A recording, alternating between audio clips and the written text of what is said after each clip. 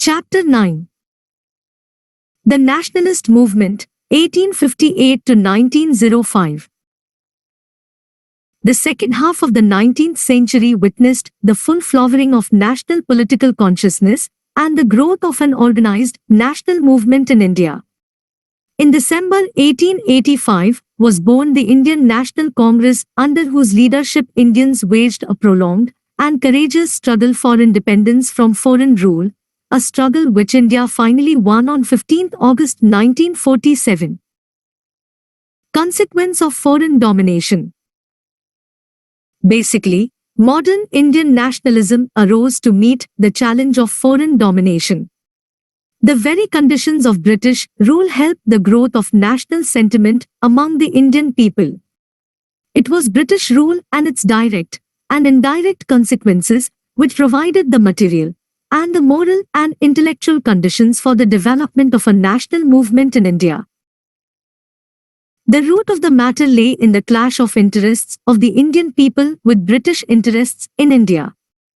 The British had conquered India to promote their own interests, and they ruled it primarily with that purpose in view, often subordinating Indian welfare to British gain. The Indians gradually realized that their interests were being sacrificed to those of Lancashire manufacturers and other dominant British interests. The foundations of the Indian nationalist movement lay in the fact that increasingly British rule had become the major cause of India's economic backwardness. It became the major barrier to India's further economic, social, cultural, intellectual and political development. Moreover, this fact began to be recognized by an increasingly larger number of Indians. Every class, every section of Indian society gradually discovered that its interests were suffering at the hands of the foreign rulers. The peasant saw that the government took away a large part of his produce as land revenue, that the government and its machinery, the police, the courts, the officials, favored and protected the zamindars and landlords who rack-rented him, and the merchants and moneylenders who cheated and exploited him in divers ways and who took his land away from him. Whenever the peasant struggled against landlord and moneylender oppression, the police and the army suppressed him in the name of law and order. The artisan or the handicraftsman saw that the foreign regime had helped foreign competition ruin him and had done nothing to rehabilitate him. Later, in the 20th century, the worker in modern factories, mines, and plantations found that, in spite of lip sympathy, the government sided with the capitalists, especially the foreign capitalists. Whenever he tried to organize trade unions to improve his lot through strikes, demonstrations, and other struggles, government machinery was freely used against him. Moreover, he soon realized that the growing unemployment could be checked only by rapid industrialization, which only an independent government could bring about. Other sections of Indian society were no less dissatisfied. The rising intelligentsia, the educated Indians, used their newly acquired modern knowledge to understand the sad economic and political condition of their country. Those who had earlier, as in 1857, supported British rule in the hope that, though alien, it would modernize and industrialize the country were gradually disappointed. Economically, they had hoped that British capitalism would help develop India's productive forces as it had done at home. Instead, they found that British policies in India, guided by British capitalists at home, were keeping the country economically backward or underdeveloped and checking the development of its productive forces. Politically, educated Indians found that the British had abandoned all previous pretensions of guiding India towards self-government. Most of the British officials and political leaders openly declared that the British were in India to stay. Moreover, instead of increasing the freedom of speech, of the press, and of the individual, the government increasingly restricted them. British officials and writers declared Indians unfit for democracy or self-government. In the field of culture, the rulers were increasingly taking a negative and even hostile attitude towards higher education and the spread of modern ideas. The rising Indian capitalist class was slow in developing a national political consciousness. But it too gradually saw that it was suffering at the hands of imperialism. Its growth was severely checked by the trade, tariff, taxation, and transport policies of the government. As a new and weak class, it needed active government help to counterbalance many of its weaknesses. But no such help was given. Instead, the government and its bureaucracy favored foreign capitalists who came to India with their vast resources and appropriated the limited industrial field. Indian capitalists were particularly opposed to the strong competition from foreign capitalists. The Indian capitalists also, therefore, realized that there existed a contradiction between imperialism and their own independent growth, and that only a national government would create conditions for the rapid development of Indian trade and industries. As we have seen in an earlier chapter, the zamindars, the landlords, and the princes were the only section of Indian society whose interests coincided with those of the foreign rulers and who, therefore, on the whole supported foreign rule until the end. But even from these classes, many individuals joined the national movement. In the prevailing nationalist atmosphere, patriotism appealed to many. Further, the policies of racial dominance and discrimination appalled and aroused every thinking and self-respecting Indian, to whichever class he might belong. Most of all, the foreign character of the British regime in itself produced a nationalist reaction, since foreign domination invariably generates patriotic sentiments in the hearts of a subject people. To sum up, it was as a result of the intrinsic nature of foreign imperialism and its harmful impact on the lives of the Indian people that a powerful anti-imperialist movement gradually arose and developed in India. This movement was a national movement because it united people from different classes and sections of society, who sung their mutual differences to unite against the common enemy.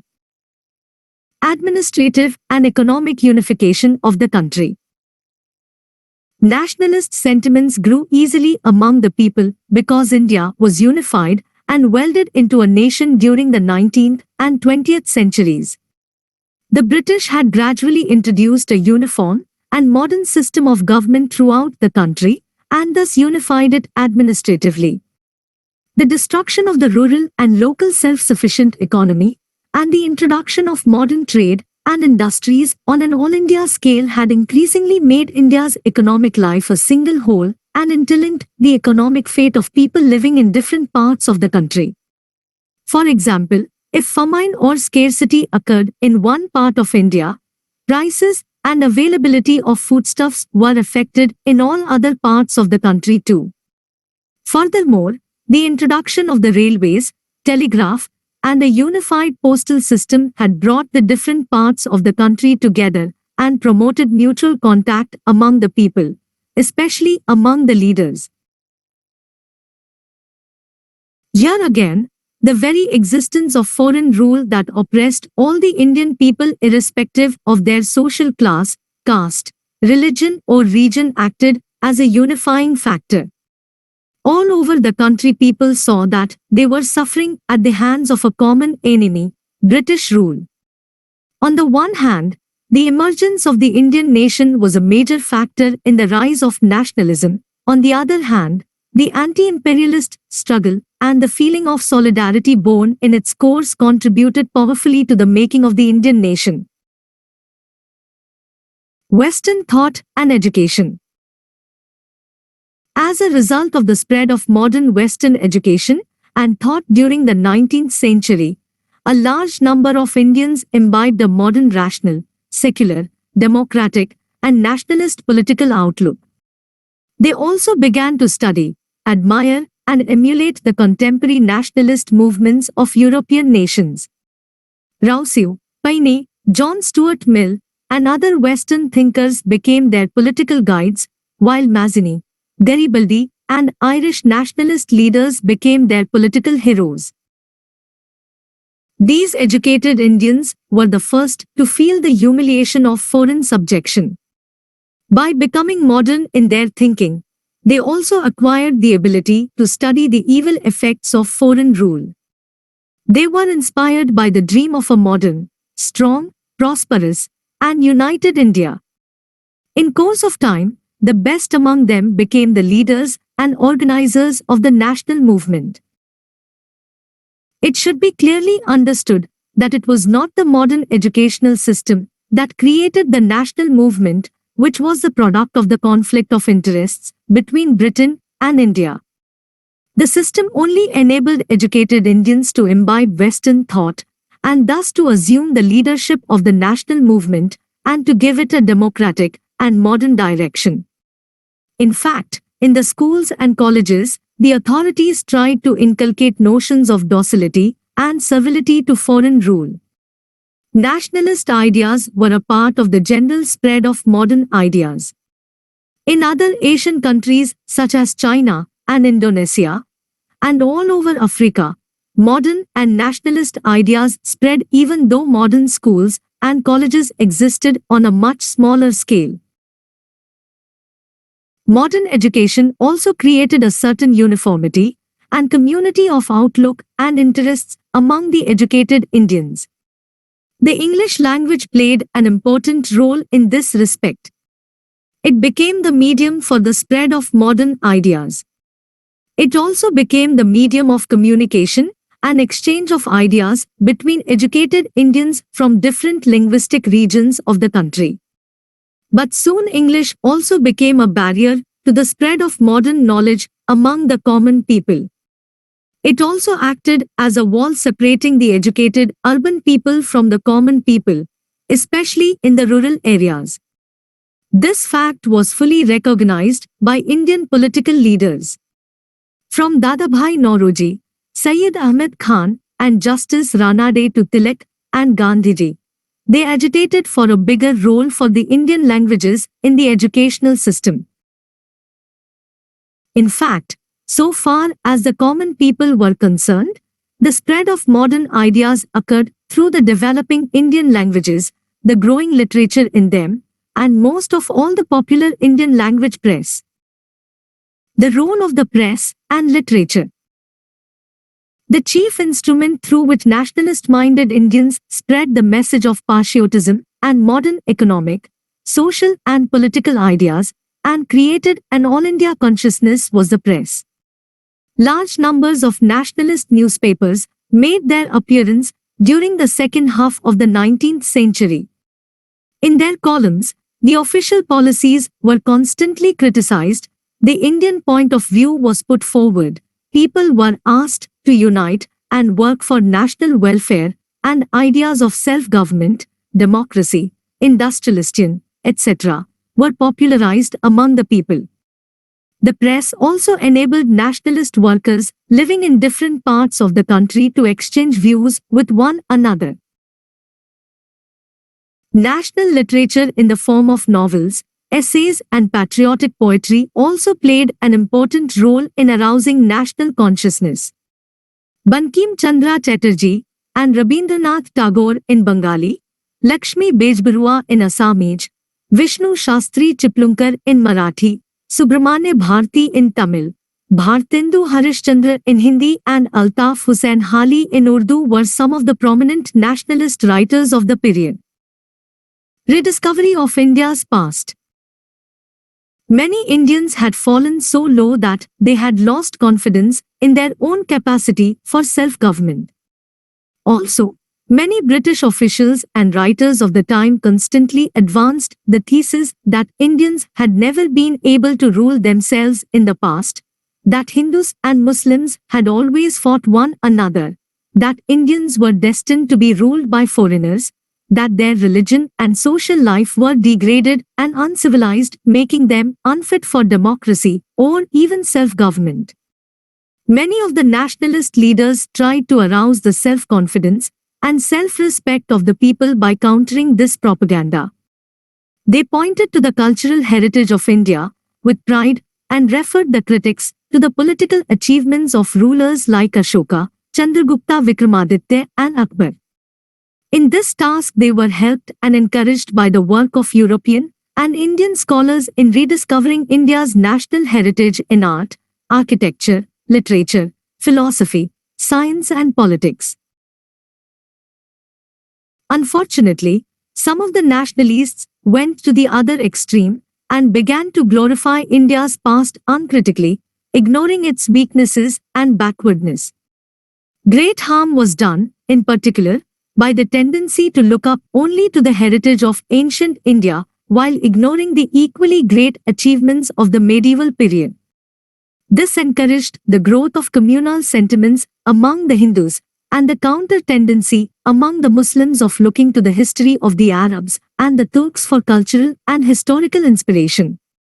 Moreover, in meeting the challenge of cultural imperialism of the West, many Indians tended to ignore the fact that in many respects the people of India were culturally backward. A false sense of pride and smugness was produced which tended to prevent Indians from looking critically at their society.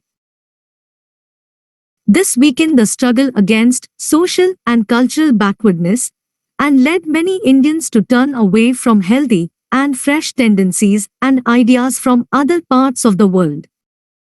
Racial arrogance of the rulers. An important though secondary factor in the growth of national sentiments in India was the tone of racial superiority adopted by many Englishmen in their dealings with Indians. A particularly odious and frequent form taken by racial arrogance was the failure of justice whenever an Englishman was involved in a dispute with an Indian. As Geo Trevelyan pointed out in 1864, the testimony of a single one of our countrymen has more weight with the court than that of any number of Hindus, a circumstance which puts a terrible instrument of power into the hands of an unscrupulous and grasping Englishman. Racial arrogance branded all Indians irrespective of their caste, religion, province, or class with the badge of inferiority.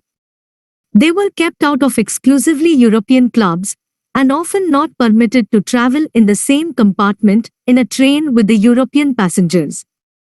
This made them conscious of national humiliation and led them to think of themselves as one people when facing Englishmen. Predecessors of the Indian National Congress. By the 1870s, it was evident that Indian nationalism had gathered enough momentum to appear as a major force on the Indian political scene. The Indian National Congress, founded in December 1885, was the first organized expression of the Indian national movement on an all-India scale. It had, however, many predecessors. As we have seen in an earlier chapter, Raja Ram Mohan Roy was the first Indian leader to start an agitation for political reforms in India. Many public associations were started in different parts of India after 1836.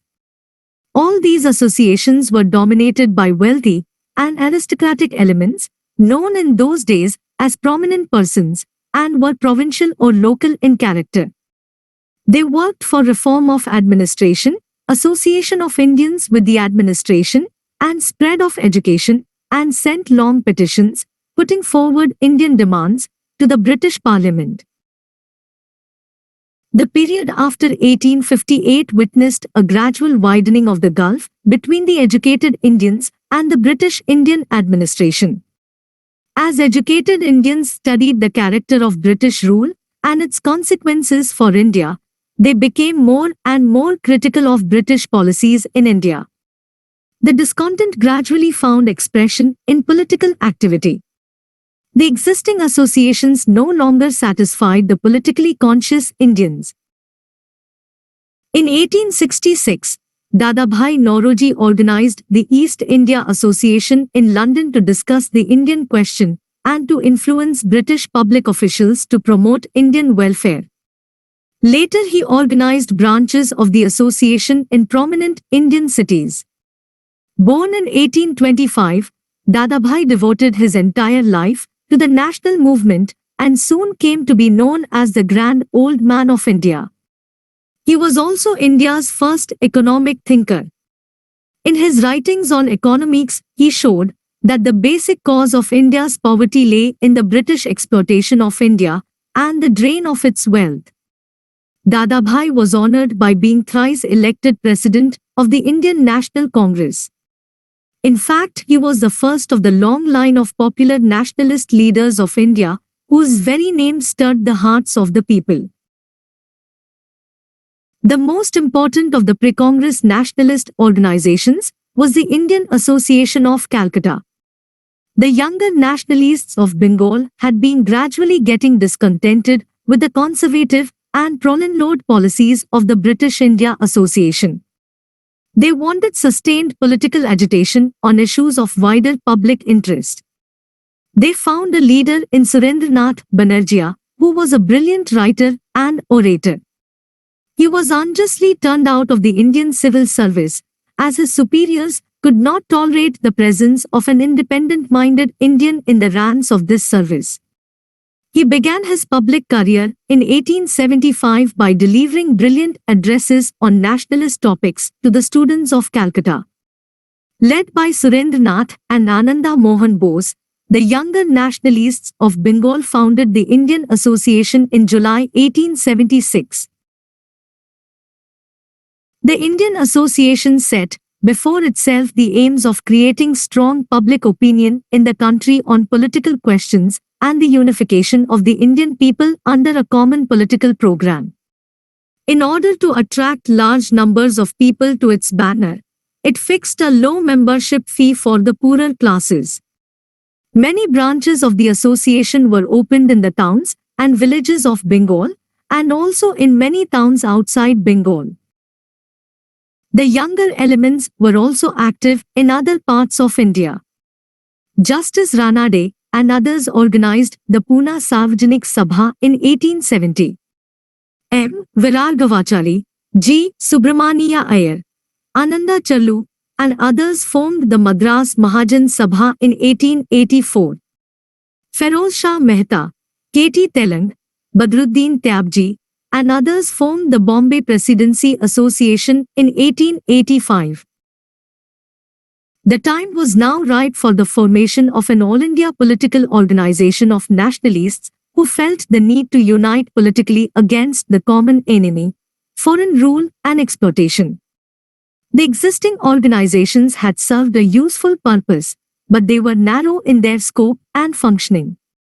They dealt mostly with local questions, and their membership and leadership were confined to a few people belonging to a single city or province. Even the Indian Association had not succeeded in becoming an all-India body. The Indian National Congress. Many Indians had been planning to form an all-India organization of nationalist political workers. But the credit for giving the idea concrete and final shape goes to A.O. Hame, a retired English civil servant. He got in touch with prominent Indian leaders and organized, with their cooperation, the first session of the Indian National Congress at Bombay in December 1885. It was presided over by W.C. Banerjee and attended by 72 delegates. The aims of the National Congress were declared to be the promotion of friendly relations between nationalist political workers from different parts of the country, development and consolidation of the feeling of national unity irrespective of caste, religion or province, formulation of popular demands and their presentation before the government, and most important of all, the training and organization of public opinion in the country. It has been said that Hame's main purpose in encouraging the foundation of the Congress was to provide a safety valve or a safe outlet to the growing discontent among the educated Indians.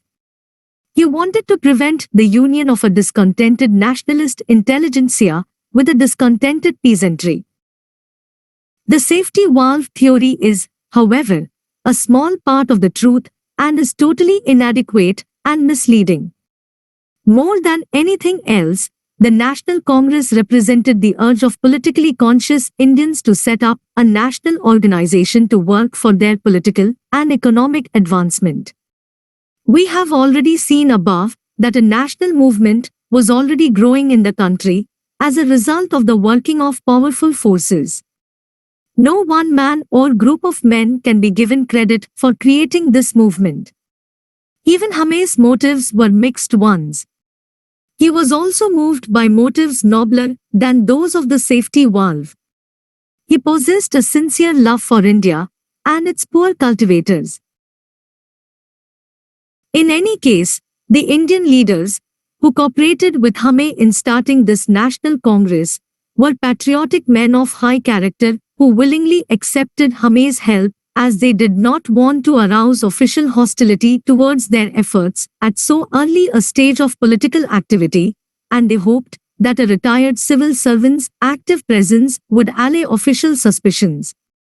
If Hame wanted to use the Congress as a safety valve, the early Congress leaders hoped to use him as a lightning conductor. Thus, with the foundation of the National Congress in 1885, the struggle for India's freedom from foreign rule was launched in a small but organized manner. The national movement was to grow and the country and its people were to know no rest till freedom was won.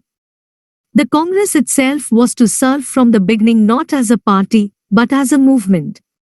In 1886, delegates to the Congress, numbering 436, were elected by different local organizations and groups. Hereafter, the National Congress met every year in December, in a different part of the country each time. The number of its delegates soon increased to thousands. Its delegates consisted mostly of lawyers, journalists, traders, industrialists, teachers and landlords. In 1890, Kadambini Ganguly, the first woman graduate of Calcutta University, addressed the Congress session. This was symbolic of the fact that India's struggle for freedom would raise Indian women from the degraded position to which they had been reduced for centuries past. The Indian National Congress was not the only channel through which the stream of nationalism flowed. Provincial conferences, provincial and local associations, and nationalist newspapers were the other prominent organs of the growing nationalist movement. The press, in particular, was a powerful factor in developing nationalist opinion and the nationalist movement. Of course, most of the newspapers of the period were not carried on as business ventures, but were consciously started as organs of nationalist activity. Some of the great presidents of the National Congress during its early years were Dadabhai Nauroji, Badruddin Tyabji, Feroz Shah Mehta, P. Anandacharlu, Surendranath Banerjee, Romesh Chandra Dutt, Ananda Mohan Bose and Gopal Krishna Gokhale. Other prominent leaders of the Congress and the national movement during this period were Mahadev Govind Ranade, Bal Gangadhar Tilak, the brothers Sisir Kumar and Motilal Ghose, Madan Mohan Malviya, G. Subramania Iyer, C. Vijayaraghava Chariyar and Dinshaw E. Vacha. The program and activities of the early nationalists. Early nationalist leadership believed that a direct struggle for the political emancipation of the country was not yet on the agenda of history. What was on the agenda was the arousal of national feeling, consolidation of this feeling, the bringing of a large number of the Indian people into the vortex of nationalist politics, and their training in politics and political agitation. The first important task in this respect was the creation of public interest in political questions and the organization of public opinion in the country. Second, popular demands had to be formulated on a countrywide basis so that the emerging public opinion might have an all-India focus. Most important of all, national unity had to be created, in the first instance, among the politically conscious Indians and political workers and leaders. The early national leaders were fully aware of the fact that India had just entered the process of becoming a nation. In other words, India was a nation in the making. Indian nationhood had to be carefully promoted. Indians had to be carefully welded into a nation. Politically conscious Indians had to constantly work for the development and consolidation of the feeling of national unity irrespective of region, caste or religion.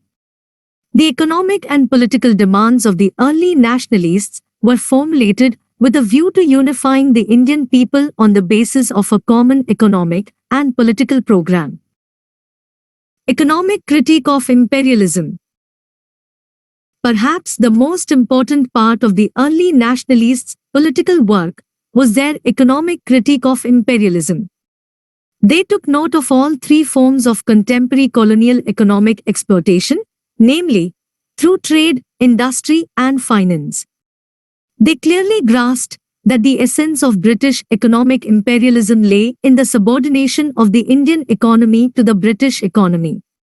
They vehemently opposed the British attempt to develop in India the basic characteristics of a colonial economy, namely, the transformation of India into a supplier of raw materials, a market for British manufactures, and a field of investment for foreign capital. They organized a powerful agitation against nearly all important official economic policies based on this colonial structure. The early nationalists complained of India's growing poverty and economic backwardness and the failure of modern industry and agriculture to grow, and they put the blame on British economic exploitation of India. Thus Dadabhai Naoroji declared as early as 1881 that the British rule was an everlasting, increasing, and every day increasing foreign invasion that was utterly, though gradually, destroying the country. The nationalists criticized the official economic policies for bringing about the ruin of India's traditional handicraft industries and for obstructing the development of modern industries. Most of them opposed the large-scale investment of foreign capital in the Indian railways, plantations, and industries on the grounds that it would lead to the suppression of Indian capitalists and the further strengthening of the British hold on India's economy and polity. They believed that the employment of foreign capital posed a serious economic and political danger not only to the present generation but also to generations to come. The chief remedy they suggested for the removal of India's poverty was the rapid development of modern industries. They wanted the government to promote modern industries through tariff protection and direct government aid. They popularized the idea of Swadeshi or the use of Indian goods and the boycott of British goods as a means of promoting Indian industries. For example, students in Pune and in other towns of Maharashtra publicly burnt foreign clothes in 1896 as part of the larger Swadeshi campaign. The nationalists complained that India's wealth was being drained to England and demanded that this drain be stopped. They carried on a persistent agitation for the reduction of land revenue in order to lighten the burden of taxation on the peasant. Some of them also criticized the semi-feudal agrarian relations that the British sought to maintain. The nationalists also agitated for improvement in the conditions of work of the plantation laborers. They declared high taxation to be one of the causes of India's poverty and demanded the abolition of the salt tax and the reduction of land revenue. They condemned the high military expenditure of the government of India and demanded its reduction. As time passed, more and more nationalists came to the conclusion that economic exploitation, impoverishment of the country, and the perpetuation of its economic backwardness by foreign imperialism more than outweighed some of the beneficial aspects of the alien rule. Thus, regarding the benefits of security of life and property, Dadabhai Naoroji remarked, "The romance is that there is security of life and property in India. The reality is that there is no such thing. There is security of life and property in one sense or way, i.e. the people are secure from any violence from each other or from native despots. But from England's own grasp there is no security of property at all, and as a consequence, no security for life. India's property is not secure. What is secure, and well secure, is that England is perfectly safe and secure, and does so with perfect security, to carry away from India, and to eat up in India, her property at the present rate of £30 million or £40 million a year. I therefore venture to submit that India does not enjoy security of her property and life. To millions in India, life is simply her feeding, or starvation, or famine and disease. With regard to law and order, Dadabhai said, "There is an Indian saying, pray strike on the back, but don't strike on the belly. Under the native despot the people keep and enjoy what they produce, though at times they suffer some violence on the back. Under the British Indian despot the man is at peace, there is no violence, his substance is drained away, unseen, peaceably and subtly. He starves in peace and perishes in peace, with law and order." Nationalist agitation on economic issues led to the growth of an all-India opinion that British rule was based on the exploitation of India, leading to India's impoverishment and producing economic backwardness and underdevelopment. These disadvantages far outweighed any indirect advantages that might have followed British rule. Constitutional reforms. From the beginning, the early nationalists believed that India should eventually move towards democratic self-government. But they did not ask for the immediate fulfillment of their goal. Their immediate demands were extremely moderate. They hoped to win freedom through gradual steps. They were also extremely cautious, lest the government suppress their activities. From 1885 to 1892 they demanded the expansion and reform of the legislative councils. The British government was forced by their agitation to pass the Indian Councils Act of 1892. By this act, the number of members of the Imperial Legislative Council, as well as the provincial councils, was increased. Some of these members could be elected indirectly by Indians, but the officials' majority remained. The nationalists were totally dissatisfied with the Act of 1892 and declared it to be a hoax. They demanded a larger share for Indians in the councils, as also wider powers for them.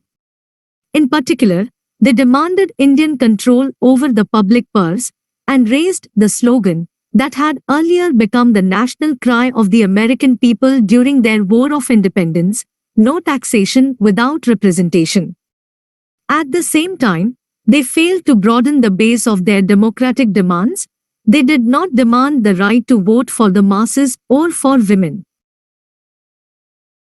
By the beginning of the 20th century, the nationalist leaders advanced further and put forward the claim for Swaraj or self-government within the British Empire on the model of self-governing colonies like Australia and Canada. This demand was made from the Congress platform by Gokhale in 1905 and by Dadabhai Naoroji in 1906. Administrative and other reforms. The early nationalists were fearless critics of individual administrative measures and worked incessantly for the reform of an administrative system ridden with corruption, inefficiency, and oppression.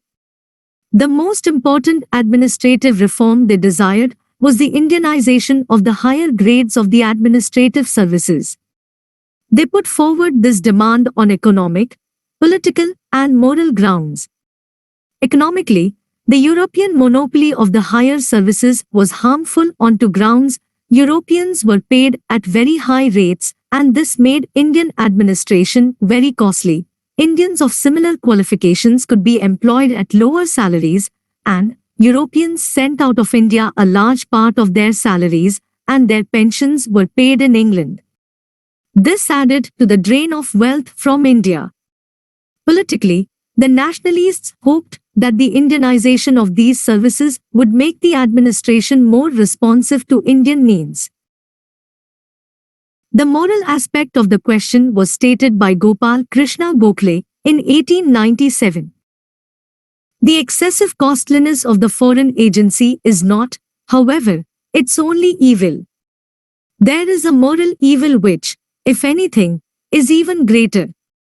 A kind of dwarfing or stunting of the Indian race is going on under the present system.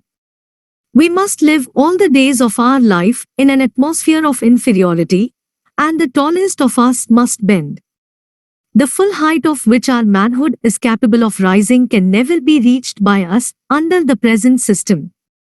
The moral elevation which every self-governing people feel cannot be felt by us.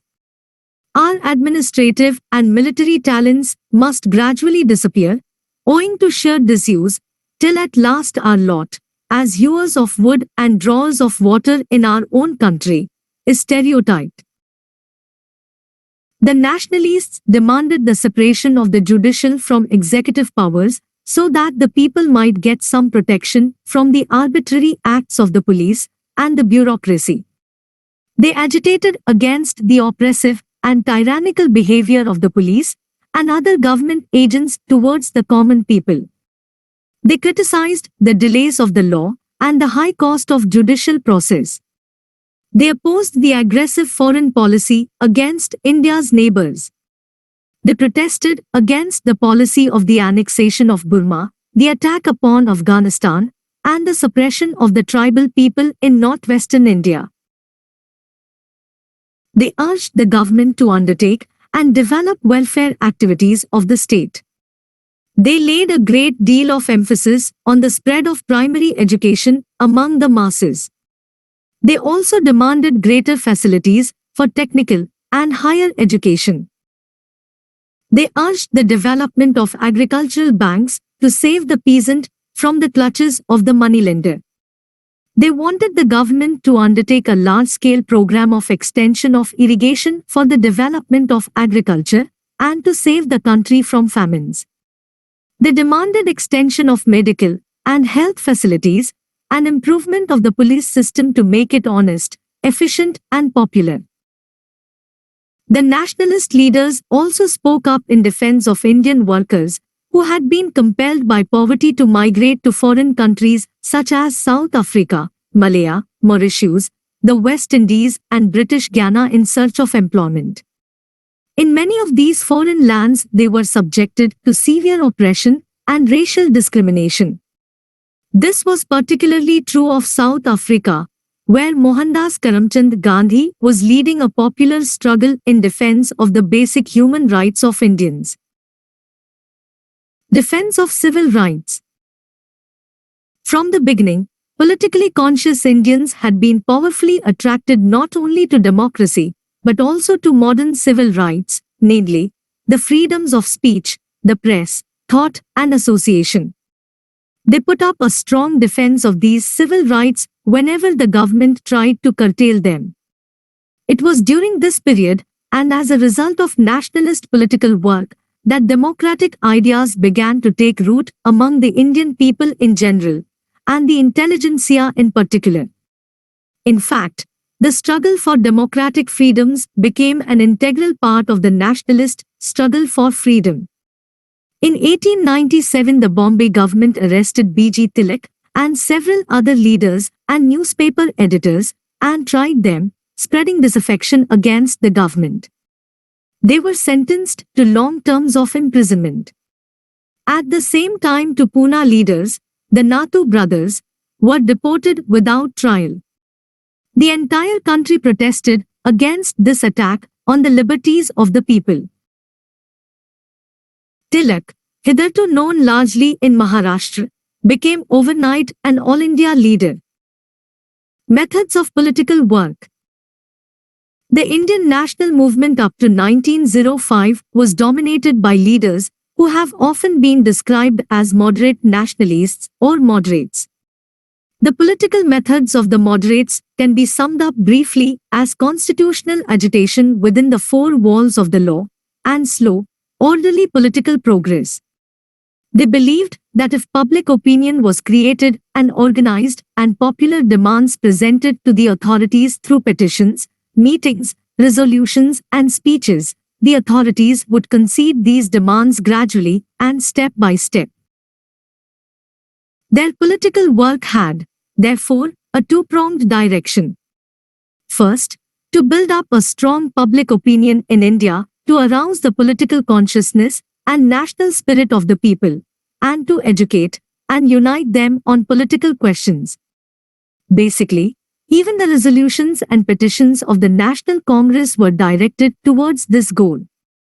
Though ostensibly their memorials and petitions were addressed to the government, their real aim was to educate the Indian people. For example, when in 1891 the young Gokhale expressed disappointment at the two-line reply of the government to a carefully proposed memorial by the Pune Sarvajanik Sabha, Justice Ranade replied, "You don't realize our place in the history of our country. These memorials are nominally addressed to government. In reality, they are addressed to the people, so that they may learn how to think in these matters. This work must be done for many years, without expecting any other results, because politics of this kind is altogether new in this land." Second, the early nationalists wanted to persuade the British government and British public opinion to introduce reforms along directions laid down by the nationalists. The moderate nationalists believed that the British people and Parliament wanted to be just to India, but that they did not know the true state of affairs there.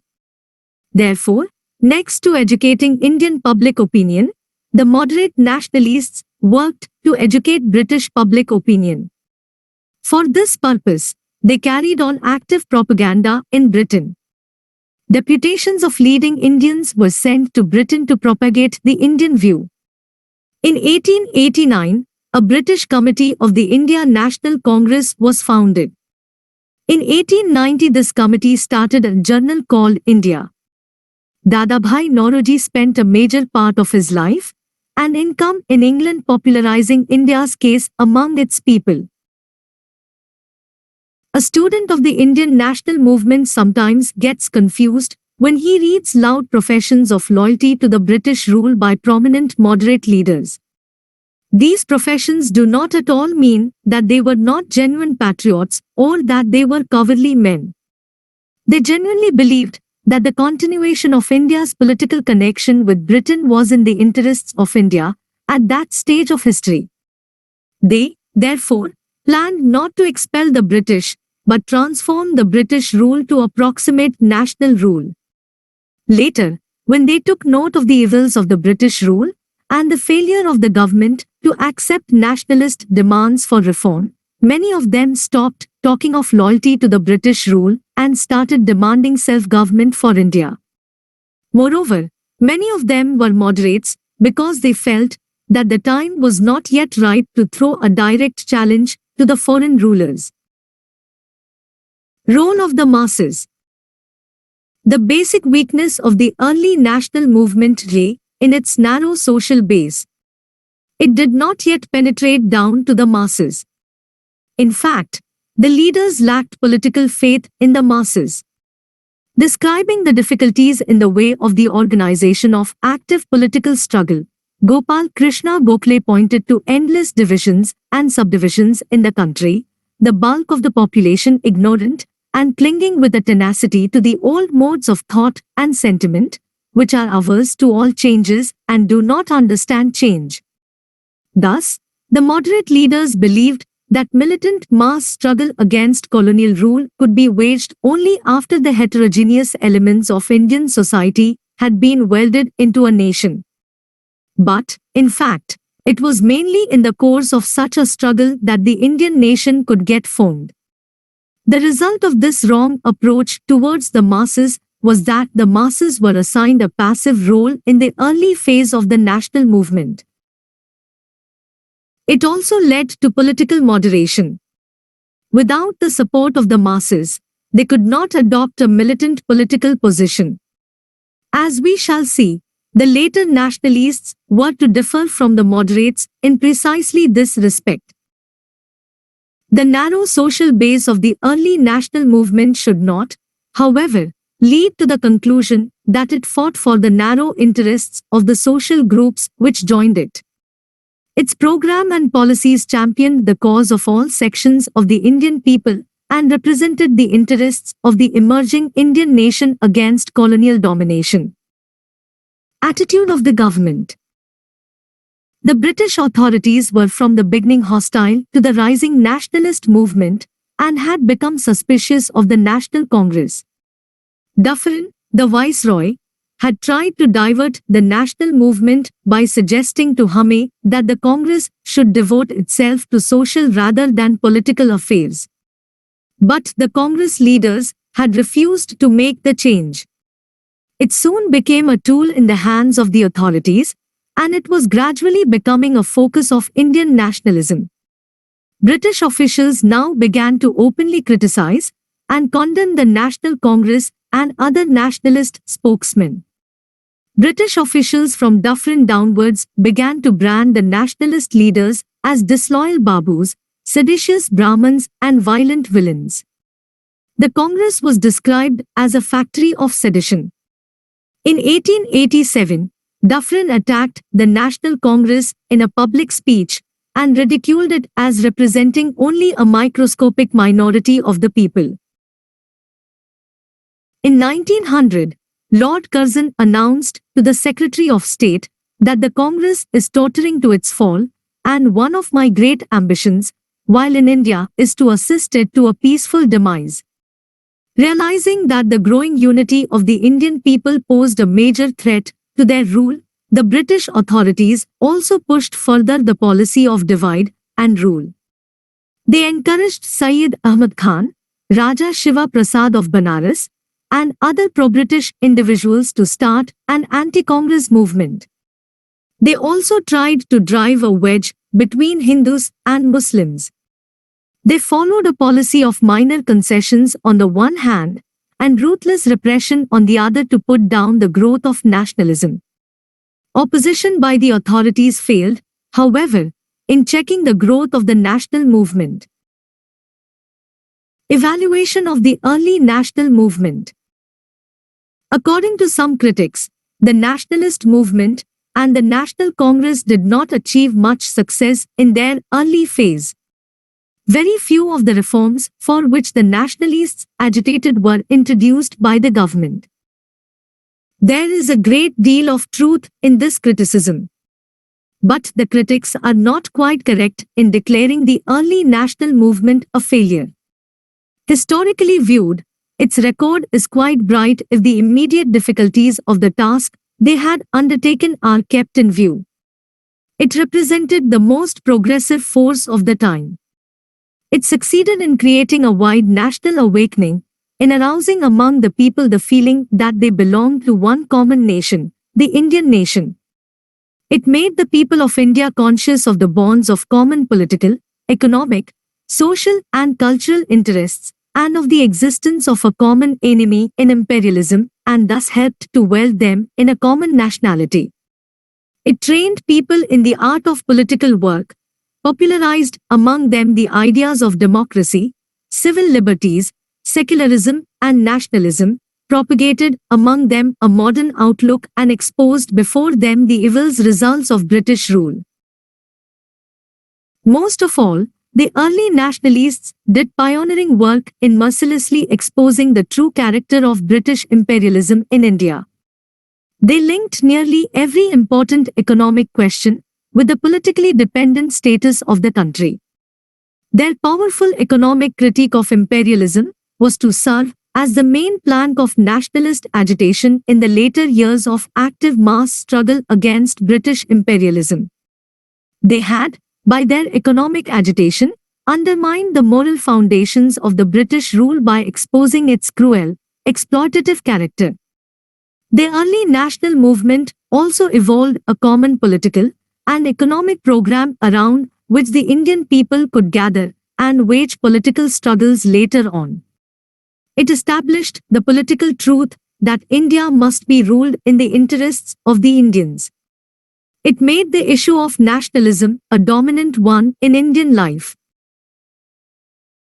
Moreover, The political work of the moderates was based on a concrete study and analysis of the hard reality of the life of the people rather than on narrow appeals to religion, mere emotion or shallow sentiments.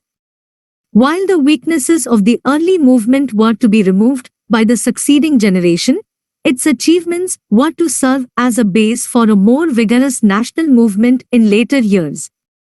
It can, therefore, be said that in spite of their many weaknesses, the early nationalists laid strong foundations for the national movement to build on, and that they deserve a high place among the makers of modern India.